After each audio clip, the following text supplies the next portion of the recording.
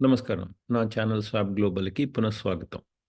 ఈరోజు వీడియోలో మనము డిస్కస్ చేసుకోబోయే అంశము, ఈ ఎలక్షన్‌లో జగన్ ఓడిపోతే, ఓడిపోవటానికి గల కారణాలు.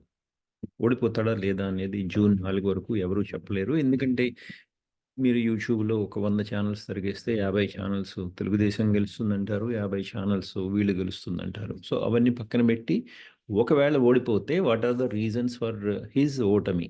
అతని ఓటమికి గల కారణాలని చూద్దాం. ఒకటి ముఖ్యంగా ల్యాండ్ టైటిలింగ్ యాక్ట్. ఇదెందుకు చాలా ప్రముఖ పాత్ర వహిస్తుందంటే ప్రతి వాడికి భూమితోటి అనుబంధం ఉంటుంది. ఓకే. భూమితోటి అనుబంధం ఉంటుంది. తన భూమిని ఎవరన్నా లాక్కుంటారు అంటే హి గెట్స్ ఎమోషనల్. తెలుగుదేశం చేసిన ల్యాండ్ టైటిలింగ్ యాక్ట్ తాలూకు ప్రచారము ఎంతగా లోపలికి వెళ్ళిందో అంతగా నమ్ముతారు. ఒకవేళ నమ్మితే ఆ ఓటు నెగెటివ్‌గా పడే అవకాశం ఉంటుంది. Including lower middle class and పేదవాళ్ళు కూడా. సో, కానీ ఇది జగన్ భూమి ఇచ్చేవాడే కాదు, ఇచ్చేవాడే గాని తీసుకునేవాడు కాదు. ఈ ప్రచారం తప్పని ప్రూవ్ చేయగలిగితే తప్ప, ప్రూ తప్పని ప్రజలు అనుకుంటే తప్ప, ఈ విషయం is going to play a major role. 2 అభివృద్ధి లేమి. నేను చూసిన వాళ్ళకందరికీ ఎందుకు చంద్రబాబు నాయుడుకి ఓటేస్తున్నారు అంటే అభివృద్ధి కోసం. అభివృద్ధి అంటే ఏంటి? సేమ్ అదే చెప్తున్నారు. ఐటీ బిల్డింగులు, ఐటీ పార్కులు. అది కాదు అభివృద్ధి అనేది నేను చాలా రోజుల నుంచి చెప్తున్నాను.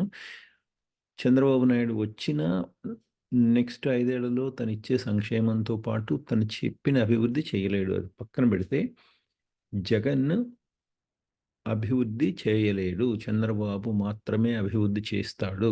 ఒక స్టేట్మెంట్ ఎక్కడో విన్నాను. నేను చేయకపోతే ఎవరు చేయలేరని ఒక విత్ అడాసిటీ తోటి చెప్పిన స్టేట్మెంట్ అది.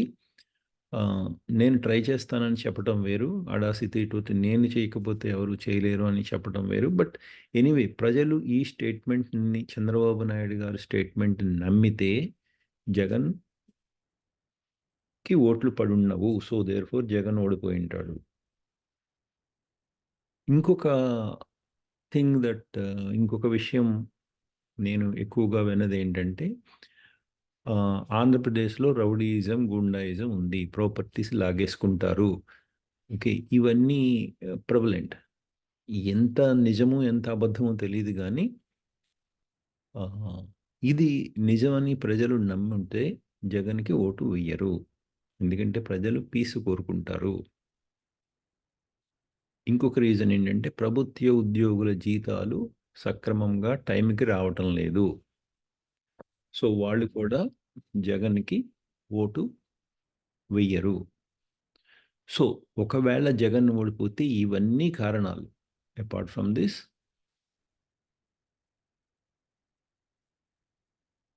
చంద్రబాబు నాయుడు గారి కూటమి కట్టడం కూడా ఒక రీజన్ అవుతుంది.